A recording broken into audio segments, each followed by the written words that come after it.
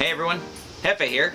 Today, we're going to discuss the very controversial subject of head.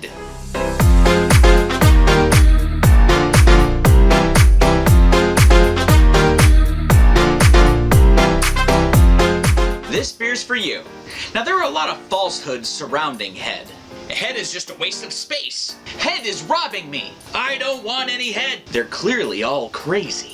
Beer head is defined as the frothy foam on top of a beer, which is provided by bubbles of gas, mostly CO2, rising from the surface after pouring a beer. Now those bubbles are always in the beer from the point of fermentation. And if it weren't for bubbles, we wouldn't have the nice carbonation that we have in beers, and it wouldn't be able to be packaged the way that it is. Otherwise it would just taste flat and bland. The bubbles come from a few ingredients that are already inside the beer. Wort protein, yeast, and hop residue. Mostly, the yeast is eating up all the sugars and creating two things, alcohol and carbonation. Most of this is produced during the fermentation stage. The yeast is going to work, but carbonating a beer happens both before and after being packaged. Specifically in bottling, when they are being bottled conditioned, some beers have a little bit of sugar in the bottle so that the yeast can keep going at it. But if it's just a bunch of gas, then what's the big deal? Why does everybody seem to complain about having a white, fluffy head on top of their beer? Why does everyone seem to have a problem with head? One of the world's greatest mysteries. Keep in mind a few different things. The amount of head given depends on the style and the glassware that you're using. In this case, I have a double New England style IPA, which, let me tell you, gives great head. The idea when you're pouring a beer is that you want the beer to breathe. Going in at a 45-degree angle is a pretty good start. Once you start to see it go about halfway up the glass, you start to see how fast that head is being given. This guy's gonna be a little frothy on the top, which is perfectly fine for the style. Super white cloudy. We're getting thin, which is good.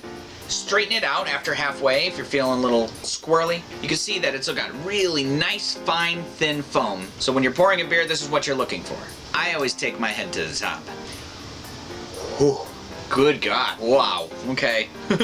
Like I said, the glassware matters. The amount of head given really depends on the style, but really when you're talking about your wheat beers, you want about maybe 2 inches of head, but most of the time you're in big, tall Weissenglass, the big, tall, curvy ones. Also with Belgians, you have a tulip glass, which is shaped like a tulip. You want that head to be basically the whole top part of that tulip. The bell of the glass is really where you're going to get most of the body from your beer. The top of the glass should be reserved for head. Always save room for head. Always make time for head. Wheat beers give more of a long-lasting head. Barley-based beers, very malt-forward beers, tend to just show up, give you a little head, and then leave. Then there's the different type of beers called nitro beers, where the head is silky smooth, looks like a little marshmallow. Most famously, Guinness has that perfect marshmallow type head on it. The bubbles in those are so tiny, it takes more time for it to settle. But believe me when I say, there is such thing as too much head. I know. There's a few things to keep in mind when we're giving head. First off, the importance of head is the aroma. As soon as I was done pouring, it was sitting here and I could smell the beer. I could smell all the fruity esters from all the hops. The head got me really excited. Secondly,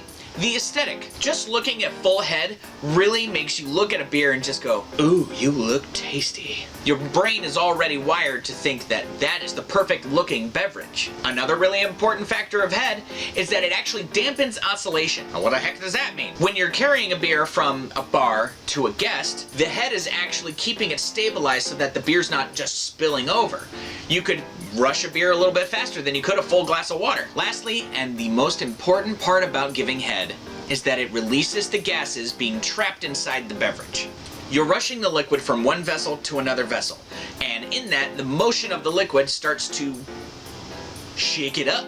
So all of the carbonation that's been sitting in this beer, sitting in this can, and pressurized, needs to be released. Now, if I were to pour this really slow, and I wanted to make sure I had no head, those bubbles are still in there. Problem with that being, proper head prevents bloating. That's why you're burping so much. You didn't release those bubbles properly. How dare you? How dare you not get head? The idea is that you let the beer breathe so that you can drink more and enjoy yourself. How can you tell you're getting good head? A well-fermented and balanced beer will have small, tight bubbles, or a thick, bone white head.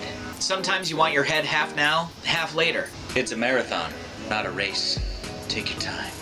And if you got the right stuff, your head can get a little rocky. Also, keep it clean.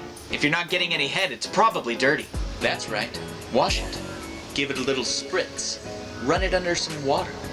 If you want head, keep it clean. Be a gentleman. Another thing you want to look for when it comes to head is the lacing down the glass. The lacing of the head will follow down the glass, and every time you drink from it, you will see a new line from where that head stopped. See where it all started? And watch it go all the way down. It was actually originally called Belgian lace. A lot of Belgian beers have a whole lot of carbonation, so the lacing effect on the glass was just natural. The last thing we need to talk about? False head. Don't tease me with that false head.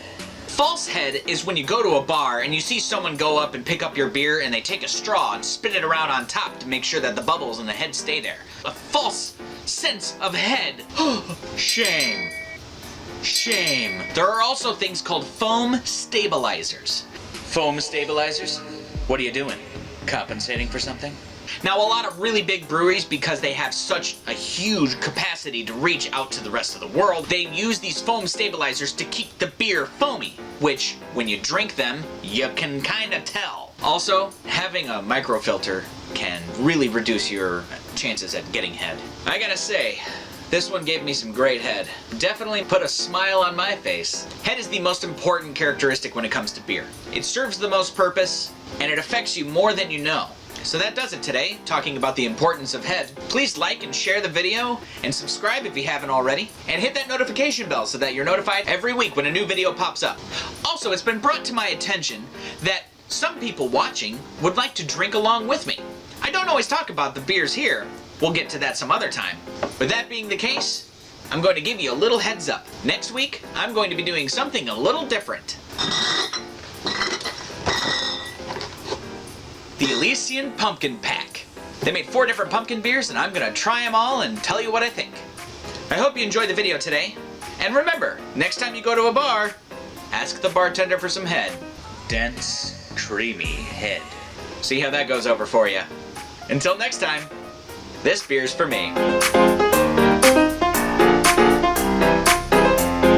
Oh, you give great head.